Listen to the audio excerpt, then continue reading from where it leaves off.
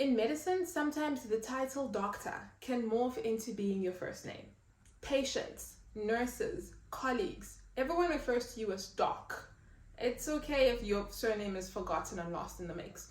But what happens when the title actually becomes your first name? Welcome to Redoctoring. My name is Dr. Diane, and this is the podcast and platform allowing you to be a different kind of doctor. To my returning listeners, thank you for coming to episode 5. Thank you for being here. Let me know how you found the launch. I released 4 episodes last week. Let me know what you thought was spicy. Let me know what you resonated with. So keen to hear. To my brand new listeners, if you are stumbling upon this podcast in episode 5, welcome. You are here for a very good episode. In episode 4, let me catch you up a bit. I spoke about the lie of the linear path, how the whole vibe of internship, ComServe, MO, specializing, becoming specialist, it's not for everyone, and sometimes it can make people feel like they are delayed and like they don't belong just because they don't have the desire to follow that path. Today, I'm speaking about the silent crisis with regards to our identity as doctors. In researching for this episode, I wanted to bring not only my own opinion, but other things that I found along the way.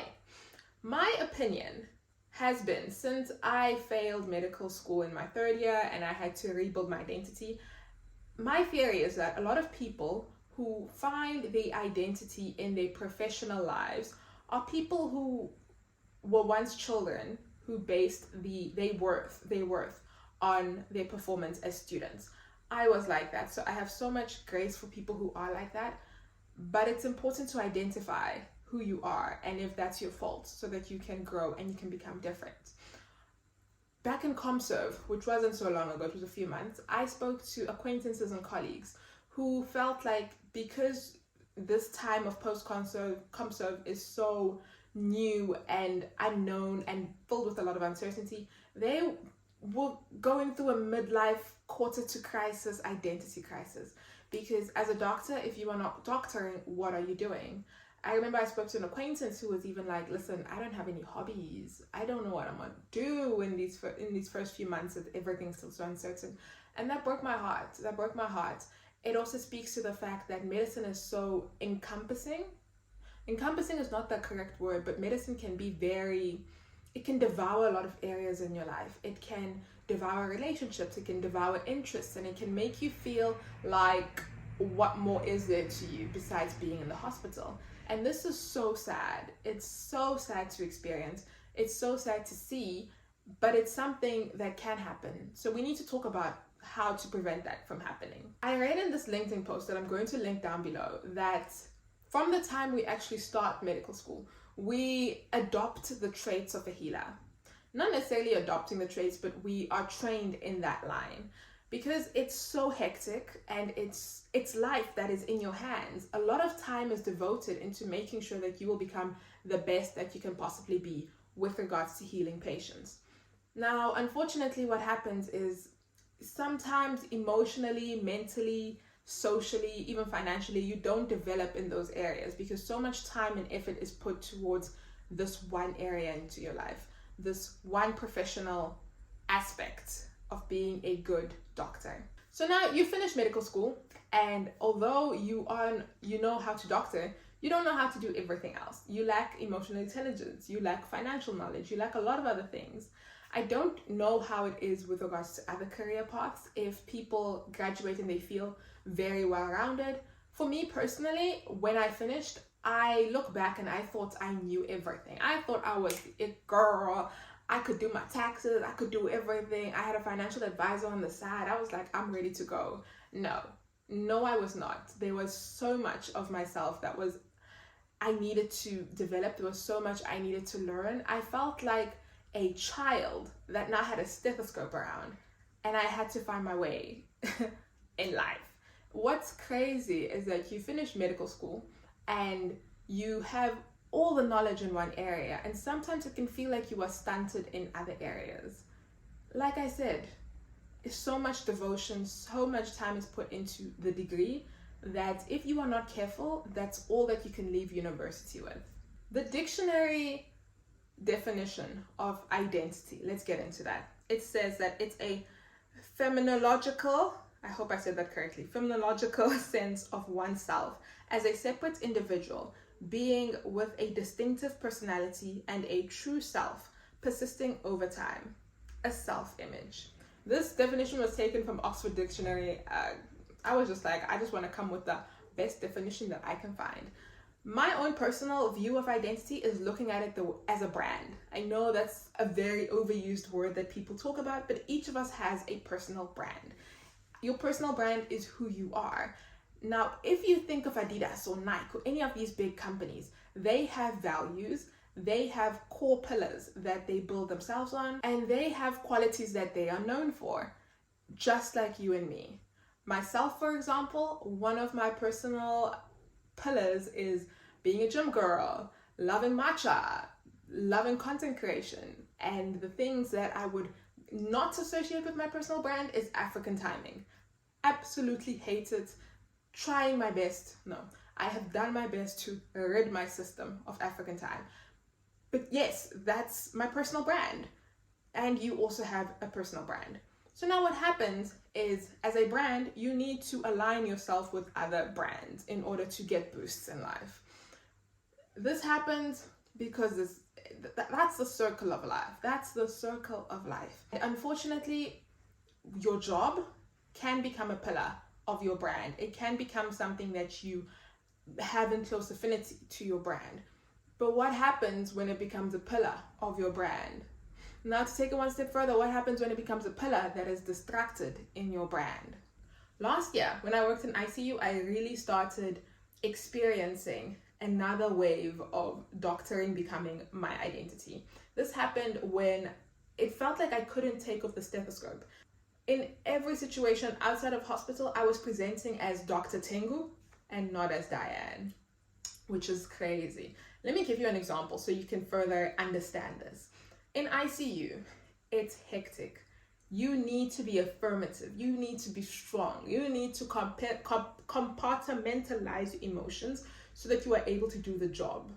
Like, you lose a patient here, you do a resus there, you have a very bad night, but you still need to stand still and come back for the next patient that's coming, and counseling family. It's a lot of compartmentalizing that I did. With regards to my personality as Diane, I'm soft, I'm sensitive, I'm quite emotional, but I just want to just have a good time. But now, as a doctor, I had to summon up the vibes of a leader. I had to be assertive. I had to stand my ground. I had to do all these things that I myself don't have.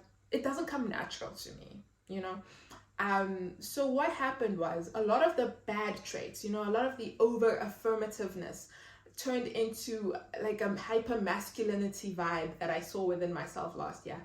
All the fighting that I had to do in order to be respected as a doctor, I sometimes took into my personal relationships. I remember my family being like, yo, why are you so angry over something that you're not supposed to be so angry about? And it's only now in my post-ComServe break time that I realized how my ICU doctoring became Diane as a person, because I was not able to separate the two quite well. But also ICU was very high stress and everything. Dr. Tengu actually became me in every single situation. And I started responding to things from a Dr. Tengu perspective instead of a Diane perspective. I don't know if this makes sense, but there's a place in medicine where people who are sensitive and people who are soft, we do struggle to do the job, because you need to summon and muster up a lot of qualities that are not innate to you. Now, what happens when you're summoning up qualities that are not innate to you? You become very dramatic and very overboard with presenting those things. And it's something that I've seen in myself and other sensitive and soft doctors. No shade, no hate towards these people. Like I said, I identified as one of them. It's just hard to do the job when yourself as a person can't do the job, when you have to morph into something else to do it.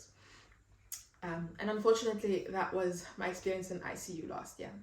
Something else I've heard said is that as a female doctor, you need to be a doctor in the hospital, but then you need to go home and be a wife. This also translates into the whole identity thing, because not all the qualities of being a doctor is welcomed and will be appreciated in your marriage for specifically. Like, you need to, depending on what's your worldview of marriage and what's your perspective and what you believe, you need to be able to compromise with your partner. Need to be able to, the wife submits to the husband, and the husband needs to love unconditionally the same way Christ loves the church. That's my worldview of marriage. But when you in the hospital as their doctor, you are the leader, your word goes, you are the what. And I've never been married. I don't know the experience. But as I was preparing for this, I was just like, you know what? I think this is also an example as to the whole thing of being a doctor has its own identity. And if you're not careful, it can spin out of control and take up other identities in your personal life that is not supposed to take up. My core viewer for this podcast is to create content for the burnt out and for the disillusioned in medicine. While I was researching, I found this research that was done on occupational therapists, and it showed a very strong link between burnout and your professional identity. So what they did is they took 126 OTs, and they asked them to complete the Maslach burnout inventory and then also a professional identity questionnaire. This research was done in the US, I think in about 2010. The research showed that because the OTs had a strong professional identity, they felt compelled to meet high expectations of their roles, and this led to burnout quite quickly. I will link the link for this article down in the description box and in the show notes. It was quite tough to read the full thing. I had to create an an account on this website and whatnot. So yeah. Next up, I found this article from Harvard Business, which said, what happens when your career becomes your whole identity? Psychologists have a term called enmeshment. This is when the boundaries between people or between associations becomes quite blurred, and the two just kind of become entangled, and you find you are in a bit of a commotion.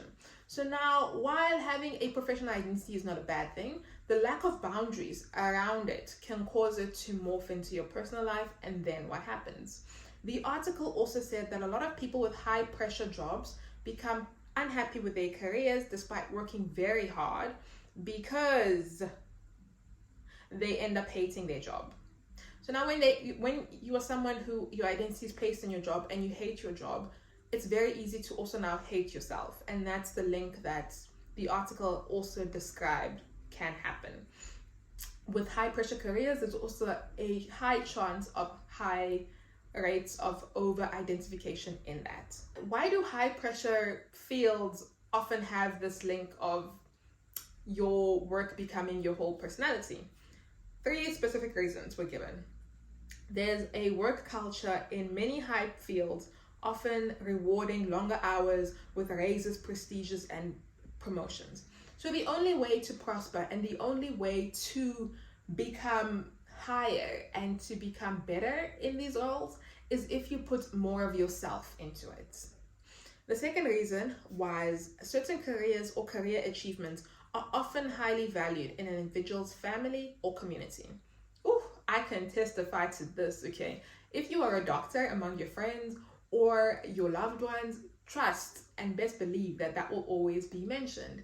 So of course, because you are the pride of the family, because of you're the pearl or whatever it is that the phrase is, you are held on a pedestal, and it becomes easy for people to associate you as the doctor as one, but then also you yourself, you do that to yourself, you know. Last but not least, high pressure jobs are paired with big fat paychecks. And what happens when you earn a big fat paycheck? You increase your life to the capacity of your paycheck, and then you need to maintain that. You need to maintain that paycheck so that you can afford your life, which is crazy. I mean, insert living below your means, but hey, that's quite tough. It's quite tough to do. High pressure careers are just basically breeding grounds for enmeshment and over identification. But now, what happens if you feel like this is happening to you? What questions should you ask? How can you sort this out? What routes can you take to better set boundaries? Firstly, you can ask yourself the following questions. This is also in the article from Harvard Business, and I will link it down below for you to read. Basically, how much time do you spend outside of your job? Is your mind constantly filled with work-related thoughts?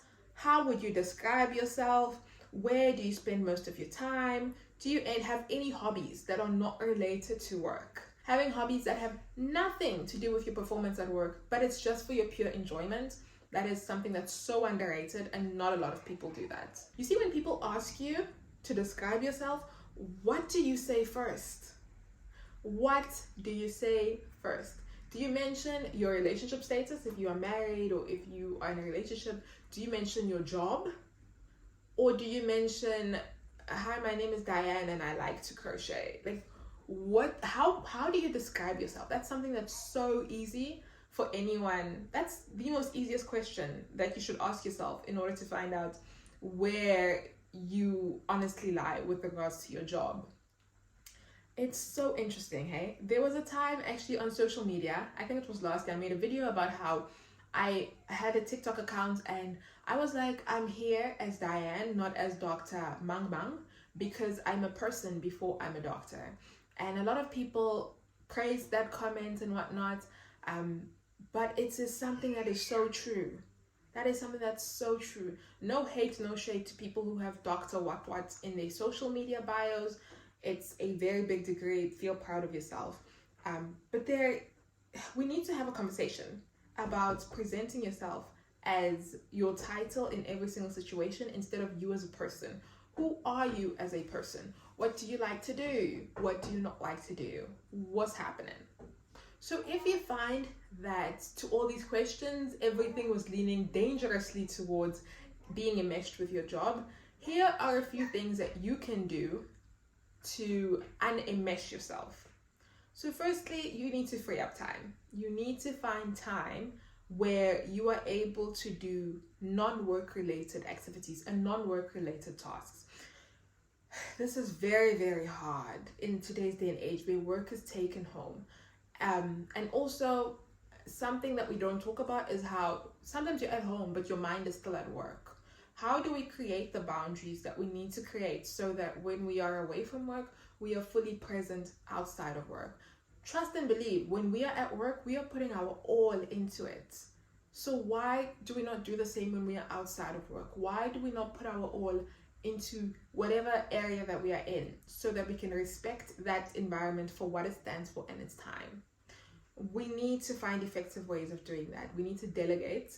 We need to also work with our mind. With medicine, it is hard. It does become all consuming. And I don't have all the answers, but I'm saying we need to start asking and we need to start seeing what to do over here. One thing I will always advocate for is hobbies. I am such a hobbyist. Like, give me anything creative and arts and crafty to do and I'm there. For me, when I'm working with my hands, I feel a lot of stress untangling in my brain and I'm able to just be here with it.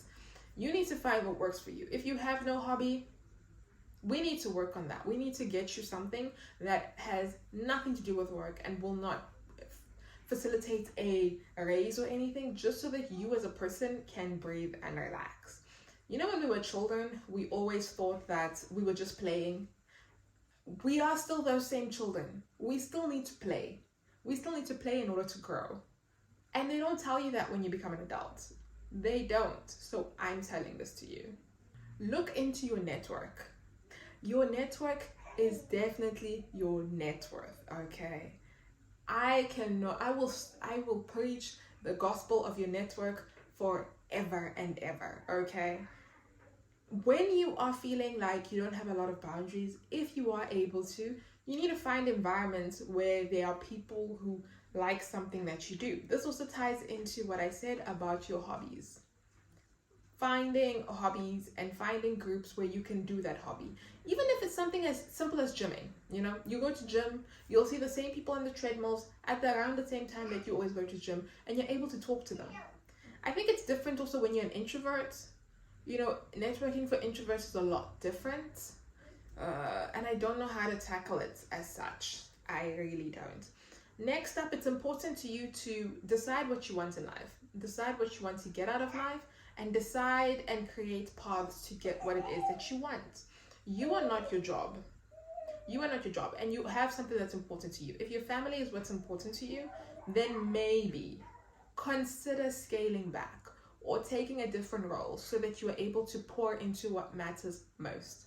If your business is encompassing your mind and it's destroying your relationships and whatnot, find a way to maybe make the hire, take a lower paycheck or something so that you can actually be more present in what matters to you. Finding fulfillment in your values, in what makes the brand, your personal brand, is what will give you a lot of joy, and it's what will make you feel full on the inside.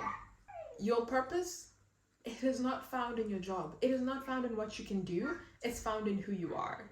It's found in who you build yourself upon. It's found in your values. That's your purpose. Your purpose is not to perform. Your purpose should just be to be. Last but not least, this whole vibe of your purpose having to be your job, I'm not a fan of it. So I want to rephrase it. Your purpose should be found in the pillars that build up your personal brand, which should not be